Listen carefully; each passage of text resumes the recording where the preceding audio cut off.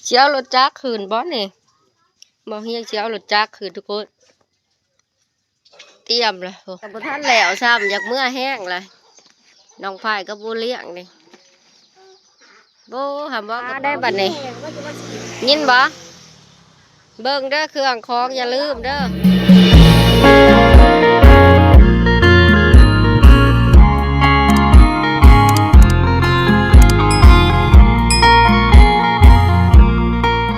ตอนเช้าพี่น้องมื้อนี้พอๆกับเจ้าดาคือเก่าเนาะสองพูดระดาสาวลาวมื้อนี้เข้าป่ากับแม่อ้อยทุกคนสบายดีแม่อ้อยสบายดีสิพากันเข้าไปเบิ่งเฮ็ดทุกคนตื่นฮักกระตื่นนี่ตาตูบตาโปนเนาะบ่ทันได้ย่างไปป่าอะไรนี่ไปเบิ่งเฮ็ดกับการว่าเฮ็ดกอเฮ็ดดินออกนะทุกคนป้าพักกันแยะเฮาสิไปมื้อนี้เลยนะทุกคนไปเบิ่งน้ำกันสิได้บ่ไปมื้อคิดจังได้อยากพากันเข้าป่าแม่อ้อยยังดำให้ดำหน้าอยู่กับสวนละมะพ้นกับบ่ตกดอกพี่น้องเอ้ยมันแห้งแล้วมันหอนเฮ็ดออกได้จะว่ามาเลาะเบิ่งเนาะว่าเฮามาเบิ่งกันว่าบ่ได้เฮาก็สิออกเมื่อย่านว่ามันออกลายนี่ได้เฮ็ดอีหยังชื่อตุนเฮ็ดดินอยากจนอยากเฒ่าเลยพี่น้องตัวนี้ก็ได้นี่ดิเฒ่าแล้วปะเอามาบนกินกันเข้าป่าแต่เด้อยังอยากงูอยู่นั่นเห็นบ่ยายอ้อย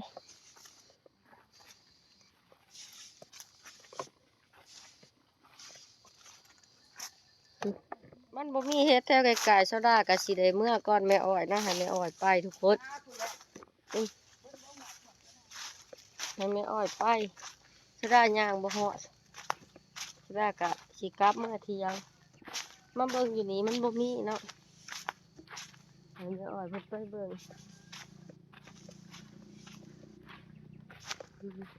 บ่มีเฮ็ดซ้ำทุกคนดอนนี่ปกติเฮ็ดมันเคยออกเนาะโซดาเลยอยากมาเจาะเบิ่งกับแม่อ้อยแต่ว่ามันบ่มีโซดาก็สิได้ออกเมื่อป้าให้แม่อ้อยไปผู้เดียวเพราะว่าแม่อ้อยไปใกล้โซดาย่างบ่ฮอดเนาะโซดาก็ย่างบ่ฮอดให้เพิ่นไปโซดาสิออกมาก่อนเพิ่นบัดนี้ออกมาเที่ยงเฮาแล้วดำนะดำได้เบิดหั่นแหละหน้ามันยังหลายเนาะหน้าซุ่มข่อยเบิดแล้วเด้ดำมื้อนี้แล้วก็แล้ว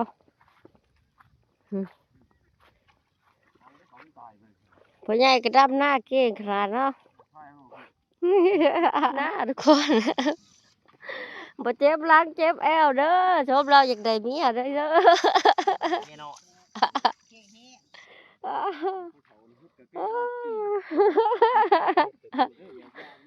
เฮ็ดหยังแหละ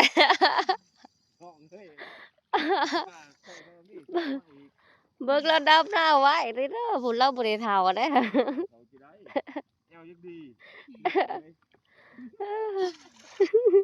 อีร่าคนหัวอันนี้เขาหน้าหยอดผ่านช่องแท้ทุกคนนี่ก็งามเลยเขาหยอดเรา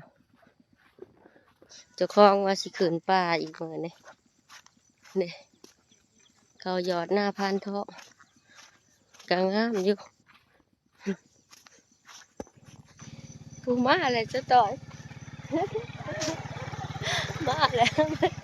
มาแต่บ้านเพิ่นเมื่อนอนอยู่บ้านทุกคนเพิ่นเมื่อนอนอยู่เฮือนเพิ่นขี่รถจักรออกมาหน้ากับบ่าวเฮียงโซต่อยนี่บ่ไปป้าน้ำผัวบ่ไปหาเฮ็ดก็บ่ได้ย่างบ่ฮอดบ่ไปล่ะผู้เดียวสบายแล้วย่ามีเงินหลายน่ะป้าบุนี่บ่นี่บ่เฮียงก็สิขึ้นป่าทุกคนดิเตรียมอุปกรณ์เอาเมียไปน้ำเมียบ่ไปเมียสิหายมื้อนี้เมียบ่ได้ไปน้ำนะอยู่น้ำเมียหายกินทอดเมียบ่เฮียงบ่ได้ไปป่าเฮิงเลยแม่ก็สิไปผู้บ่เฮียงก็สิไปมื้อนี้ไว้บ่ว่าเช้าบ่เจ็บท้องเช้าแล้วเราว่าเราสิไปป่าอะไรทุกคนห่านเห็นบ่ได้คืนผู้เป็นเช้าแล้ววะเช้ารถจักรคืนบ่นี่บ่เฮียงเช้ารถจักรคืนทุกคนเตรียมเลยโอ้สิคืนป่าเลยได้มื้อนี่ดำหน้าแล้ว ขึ้นเอารถจักรขึ้นแล้วก็ลบลงมาอีก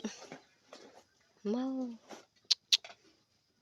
ไผแน่เสียสิไปพร้อมกันนี่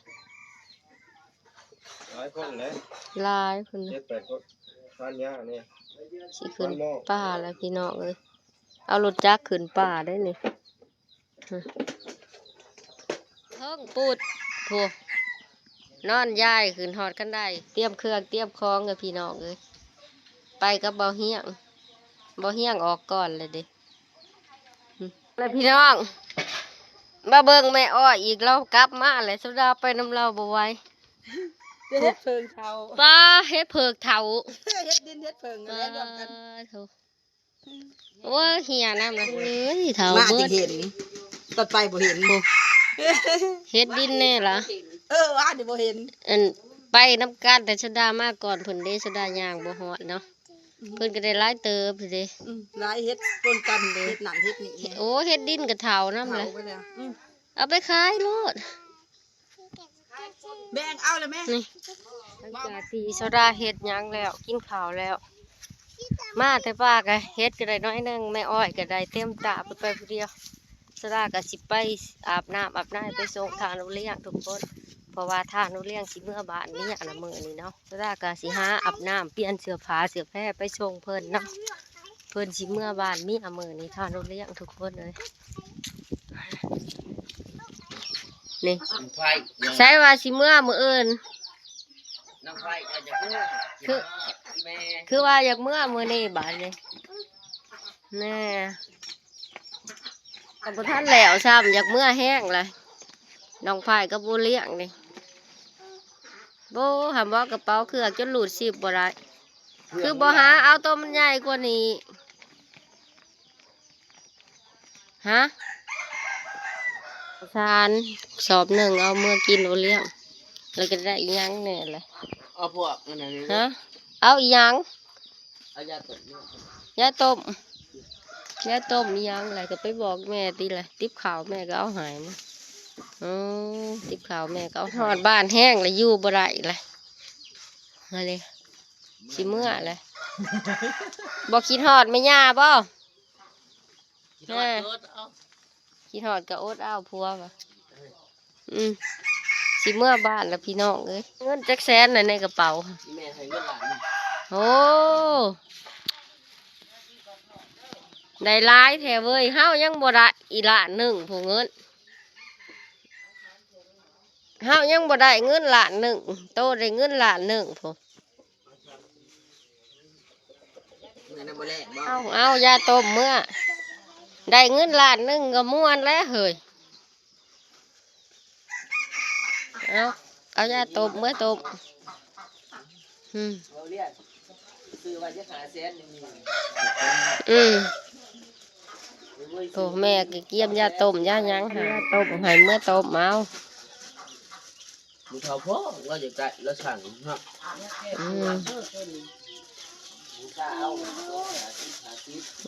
จะให้เขาเจ้าบูชาเอา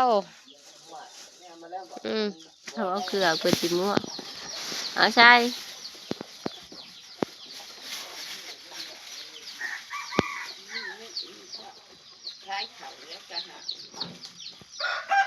บัดเมียใส่เกือบตัวไรสบายนี่บ่ใส่เกือบแต่เอาได้ใช้เอาในเฮือนหรอบ่เกือบใส่โลดเกือบคอยหันแหล้ว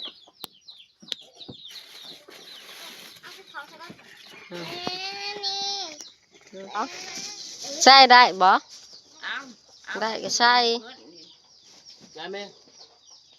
ให้เท่าไรแหละโอ้ย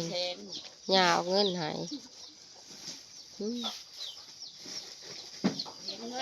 สิกินตั้งแต่มาบ่หากินหาอย่าแท้เงิน น้อย นี่ซาดากับสิส่งโอเลี้ยงเนาะสิออกไปส่งเพิ่นอยู่ปากทางซาดาบ่ได้ขับรถไปหอดบ้านเพิ่นเนาะซาดาก็ขับรถไปส่งโอเลี้ยงกับเมียก็นั่งทั้งนอกทุกคนเพราะว่าเพิ่นเมารถเมียเพิ่นหาเพิ่นเลยบ่อยากเข้ามาทางใน สดาออกมาส่งอยู่ปากทางอ่ะสดาก็สิไปเวียกต่อเนาะเพราะว่าสดาบ่ได้เมื่อวันบ้านเพิ่นให้เพิ่นนั่งรถใส่ทางเมื่อเงินข้ามกะเอาใหายเพิ่นเรียบร้อยเนาะแม่ก็ใหายหลายแต่เพิ่นเมื่อยเองเตรียมเอาข้าวน้ำก็เอาเมื่อเบิดมาอยู่ในทิศป้ายอยากเมื่อเลยโอ้ย่อสอบขาวเอาไปไว้บอลมันหมอ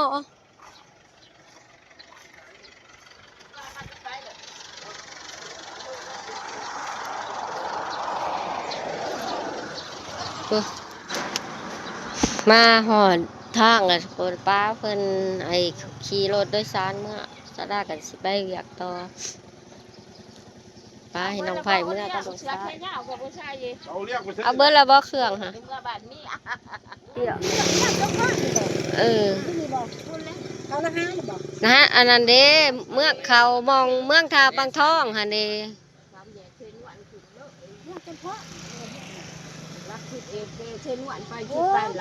ลักสิเด็ดอันนี้นี่ เออป้าได้บัดนี้ยินบ่เบิ่งเด้อเครื่องของอย่าลืมเด้อสิออกเมื่อป้าก่อนสิไปเวียกต่อยินบ่ไปน้าโป่งก่อนอุเลี้ยงเมื่ออะไรขึ้นรถโทรบอกในเด้อยินบ่เดินทางปลอดภัยสดากะมาหอดเที่ยงเรียบร้อยหลังจากที่สดาไปส่งเบาอุเลี้ยงเนาะสดากะกำลังมาหอดเที่ยงทุกคนเบาเฮียงกับปอก็ขึ้นป่ามือนี่นะบได้ถ่ายเขามาระหว่างทางเนาะสดาขับรถนั้นบ่สะดวกสดาไปส่งเบาอุเลี้ยงมาแล้วก็เบาเฮียงกับปอก็ขึ้นป่าเรียบเบนลอยมือนี่มีแต่สดาอยู่กับแม่สำหรับคลิปนี้สดากะสิขอปิดไว้ซ้ำนี่เด้อทุกคน